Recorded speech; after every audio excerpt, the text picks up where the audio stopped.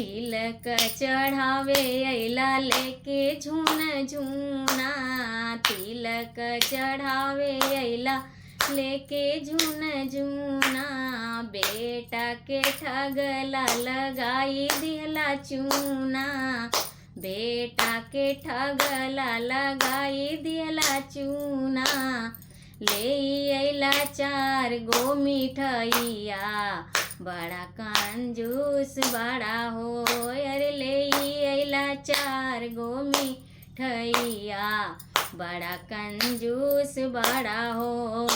कहला कि हार हबड़ा कुलिए चढ़ाए, बेटी के शादी में सरधा पुराए। कहला कि हार हबड़ा कुलिए चढ़ाए, बेटी के शादी में सरधा पुराए। पहिले तो बड़ी बड़ी बात सुनावला, अंगना में आई के ठेंगा देखवला।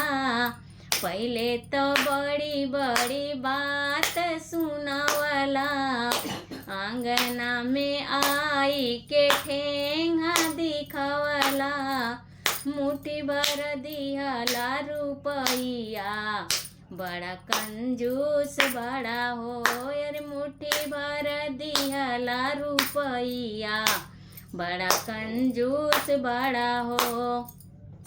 सीधा साधा जान के तू करी गईला खेला। सीधा साधा जान के तू करी गईला खेला। नौआ कहार के ना दिहला एको ढेला। नौआ कहार के ना दिहला एको ढेला। भरी भरी गाड़ी पूरा गांव चली आइल, पेट के आगे तोहर टेट ना देखाइल।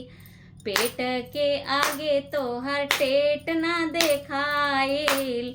खूब लोग काटेला मलैया, बड़ा कंजूस बड़ा हो। अरे खूब लोग काटेला मलैया, बड़ा कंजूस बड़ा हो।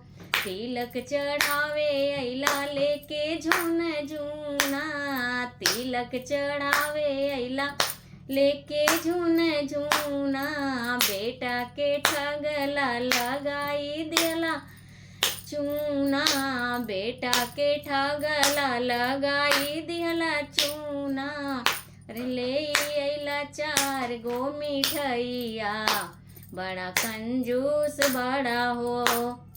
नया गुआ देखात बाटे कहवा ढुकैले। नया गुआ देखात बाटे कहवा ढुकैले। ई फौकत रहले खूब तिलक से पहिले। ई फौकत रहले खूब तिलक से पहिले। कोने में खात बाटे पूरी तरकारी हो। कोने में खात बाटे पूरी तरकारी हो। साथ में खैला अगुआ मीठी मीठी गारी हो। साथ में खैला अगुआ मीठी मीठी गारी हो। काहे खिसियाला हो पिछुइया, बड़ा कंजूस बड़ा हो। अरे काहे खिसियाला तू पिछुइया, बड़ा कंजूस बड़ा हो। ले अइला 4 गो मिठैया, बड़ा कंजूस बड़ा हो। मुट्ठी भर दिहला रुपैया, बड़ा कंजूस बड़ा हो।